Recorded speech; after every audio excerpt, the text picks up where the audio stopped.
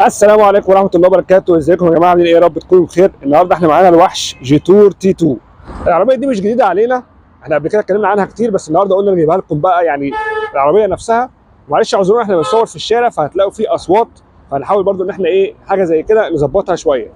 هنتكلم معاكم عن تفاصيل العربيه كلها يا جماعه، معلش استحملونا، العربيه دي مليانه تفاصيل، مليانه تفاصيل التفاصيل كمان، فممكن الريفيو يبقى طويل شويه معلش.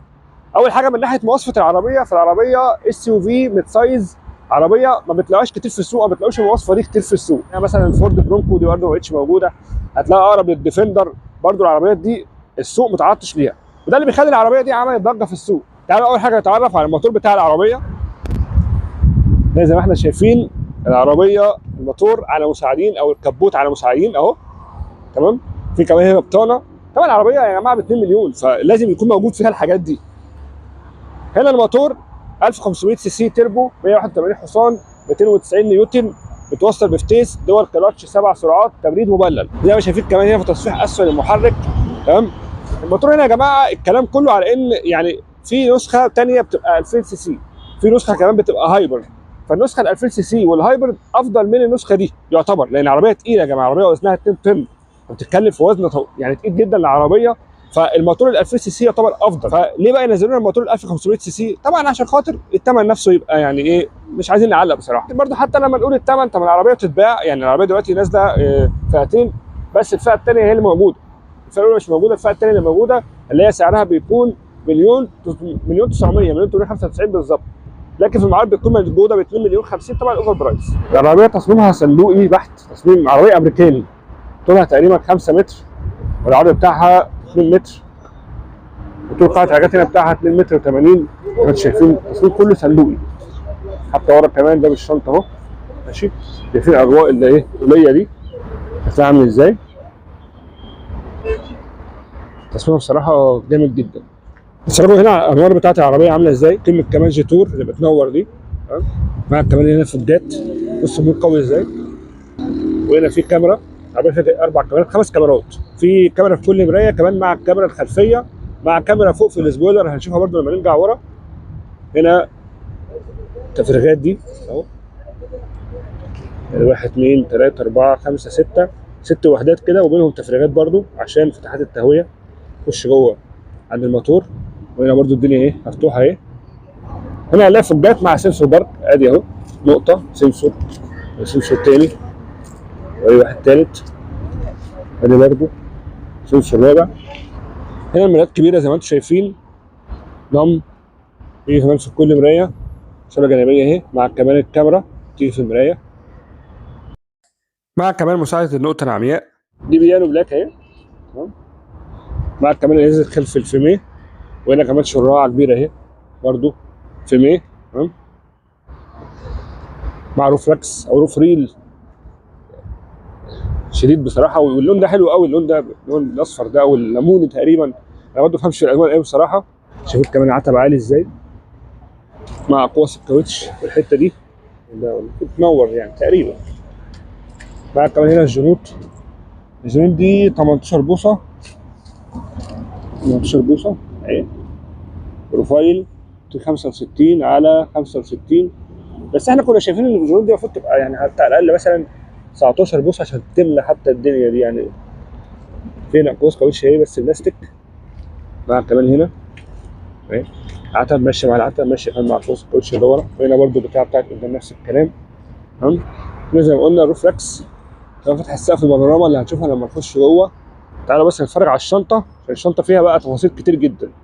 اول حاجه زي ما احنا شايفين التصميم الصندوقي ده بتاع الشنطه، والكاميرا الخلفيه اهي مكانها اهو، تمام. الكاميرا فوق اهي، هنا تيجي في الايه، في السبويلر اللي فيه ضغط الفرامل، برده هوريكم ان شاء الله بينور دلوقتي. وهنا برده حاجات كده شيك، شكل كده جميل هنا، مع برده الشكل اللي هنا، تمام. هنا بقى باب الشنطه، باب الشنطه كله اهو، شايفين تصميم صندوقي بحت بصراحه اهو، مع كمان عواكس الاضاءه دي. هنا في اهي حساسات الركن الخلفيه اهي، ادي نقطه 2 تمام 3، في نقطه كمان 4 هنا اهي. طبعا لو في نقط في الجنب هتبقى العربيه فيها ركن ذاتي، بس ما فيهاش نقط من الجنب اصلا. وادي اسراوي توكيل العربيه. افتح بقى الباب كده ونشوف. بسم الله. هنا المقبض اهو. تمام.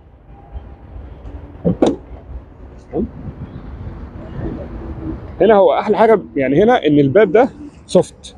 سوفت يعني ايه؟ يعني اهو في قوه شفط كده، هيقفل اهو لوحده اهو اهو،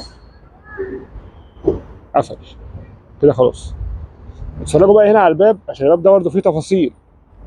مكان اهو المج، ماشي. مكان هنا مج تاني اهو، مجين. نظام الرحلات بقى والقصص دي. وهنا كمان الدراع اهو بتاع جيتور اهو، بتاع الشنطه نفسها. هنا الشنطه مساحتها 500 لتر، مساحه كبيره طبعا.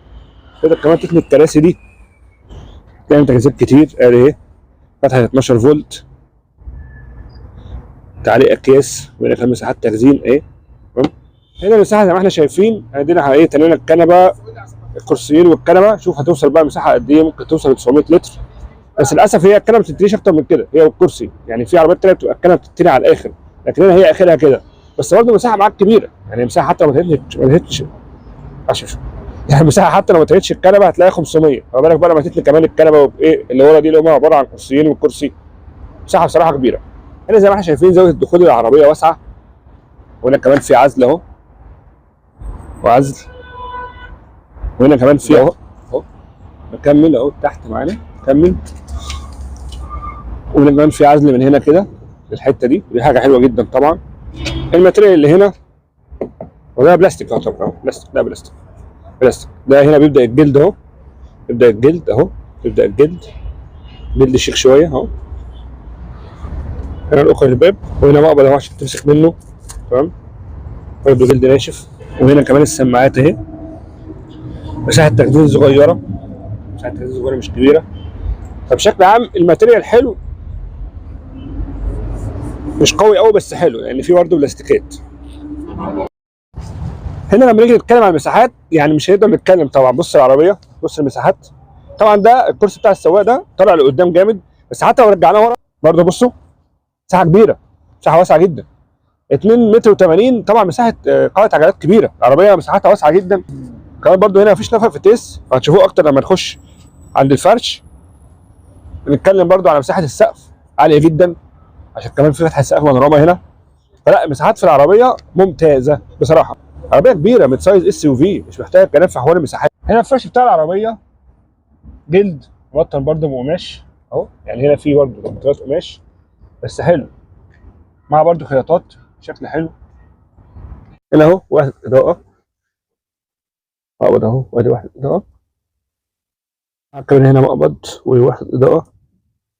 مساحه تخزين كبيره اهي. هنا فوقيها مخارج يو اس بي، مع كمان فتحتين تكييف اهي ورا. هنا مفيش نفق فتيس خالص اهو، يذكر مفيش اي نفق فتيس خالص اهو، ولا اي حاجه. المساحات هنا في العربيه ممتازه، بحر بصراحه. هنا اتفرج برضو على الامبيانت لايت او الاضاءه المحيطيه اللي هنا في الابواب. هنا برضو الباب اللي قدام، لكن للاسف مش موجوده في التابلو. هنا برضو موجوده في الباب اللي ورا اهو. هنا على الفتحات بتاعه التكييف، الفتحات العموديه هنا كمان موجوده برضو هنا اهي. تحركها هنا اهي كده، تحركها كده. هنا زي ما احنا شايفين الشاشه، شاشه كبيره جدا، يعني تقريبا دي 15 بوصه او ممكن يكون اكبر كمان. طبعا ابل كار بلاي واندرويد اوتو، مش محتاج كلام. روح العربيه فيها كل حاجه، تقدر تتحكم من خلالها في كل حاجه في العربيه. يعتبر العربيه من غيرها كده مش هيعتبر، مش هتمشي اصلا. تتحكم من خلالها في الكاميرات اللي بتيجي في العربيه. تقدر برضو تفتح من خلالها فتحه السقف البانوراما اللي بتيجي مع العربيه او بتيجي في العربيه. كمان بيبان فيها انظمه القياده المختلفه. بيبان بقى فيها كمان بلايند سبوت او النقط العمياء. بيبان بقى برضو فيها كمان مساعد طم امامي، وبرضو تحذير فتح الابواب. بيبان فيها حاجات كتير جدا في العربيه. زي ما قلنا هي روح العربيه. شاشه حلوه جدا وكبيره، 15.4 بوصه. هنا برضو شاشه السواق برضو شيك جدا، بس ما فيهاش حاجات كتير، يعني ما فيهاش اوبشن كتير. هي بس يا دوب بيبان فيها بوصله، ويبان فيها برضو اللي هي بيانات الرحله والاستهلاك بتاع العربيه. حتى أنظمة القيادة ما بتتغيرش فيها كتير، بيغير بس فيها الاسم كده لا أكتر ولا أقل. بس بشكل عام طبعا الشاشة جميلة. قدامها موجود هنا الطاره المالتي، تقدر تتحكم من خلالها في كف المرايات، وكمان تقدر تتحكم من خلالها في الشاشه اللي بتيجي قدام السواق. ماتيريال هنا ماتيريال سوفت حلو بصراحه، مع الخياطه برده هنا، مع هنا السماعات اهي. تمام. الماتيريال هنا جميل بصراحه، حلو يعني متبطن ماشي مع الخياطه دي. هنا بقى المكان ده يا جماعه اصوله يبقى فيه امبيانت لايت او اضواء محيطيه، لكن مفيش حاجه هنا يعني. الامبيانت لايت موجود هنا بس في الابواب زي ما قلنا وفي الحتت دي ماشي، لكن هنا مفيش امبيانت لايت، مفيش. هنا في مساحه تخزين، مع كمان هنا الدرج بتاع التابلو اهو، درج واسع كبير. هنا في، تحس ان المنطقه دي كده، تحس ان المنطقه دي كده مفصوله، يعني في فاصل هنا بين الاثنين دول. هنا في شاحن ولا لسه اهو، مقبض الفتيس كبير، بص كبير قد ايه ماشي. هنا كمان البقره، بص انا بتحكم في البقره ايكو اهي، بص نورمال، ادي انظمه القياده او انظمه القياده، وسبورت. تمام. وادي الايكو. هنا دي مصمطه، هنا دي الكاميرات اهي، دي اهي اهي.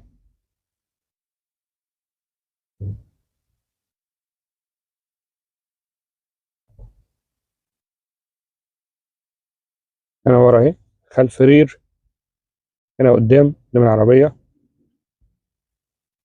شمال، يمين اهو. هجيب لك الزوايا كلها بتاعت العربيه. الريزولوشن هنا حلو، يعني الريزولوشن بتاع العربيه حلو مش وحش، مش اقوى حاجه بس هو حلو مش وحش بصراحه. بتاع التكييف، التكييف هنا حلو عالي. هنا موجود الشماسات اهي، كل شماسه فيها مرايه، بس ما فيش واحده اضاءه ولا حاجه. وهنا الكونسوله بتاعت الاضواء اهي، وكمان بتاعت فتحه السقف. هنا الكفر الاول بيفتح لحد اخره، الكفر بيفتح لحد الاخر اهو. هنا بقى فتحه السقف اهي، بيفتح لحد نصها.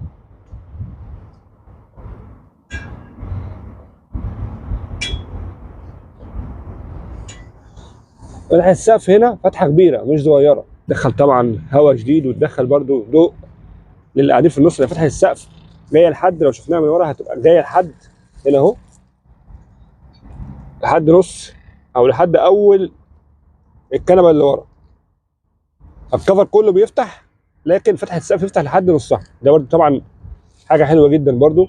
فتحه السقف طويله. هنا في كمان مسند يد جلد، وهو مساحه تخزين كبيره، وجواه كمان تبريد من كاب هولدر. تمام. زي ما تشيلهم كده، تحتهم مساحه تخزين كمان اهي، كنت احطهم تاني اهو، تقفل الضغط عليهم، تقفل دي كمان. يعني برضه مساحه تخزين تحت الكونسول اهي. في برضه هنا مخرج 12 فولت اهو، وهنا كمان فتحات يو اس بي، واحد تايب ايه واحد تايب سي. العربيه المساحات فيها هايله جدا، هايله هايله. زي ما شفنا العربيه مع بعض، العربيه مليانه تفاصيل، عربيه فيها تفاصيل كتير جدا. يا رب بس نكون ما سيبناش اي تفصيله من التفصيلات دي، عشان التفاصيل كلها اللي في العربيه يا جماعه يعني ايه، كل تفصيله مهمه.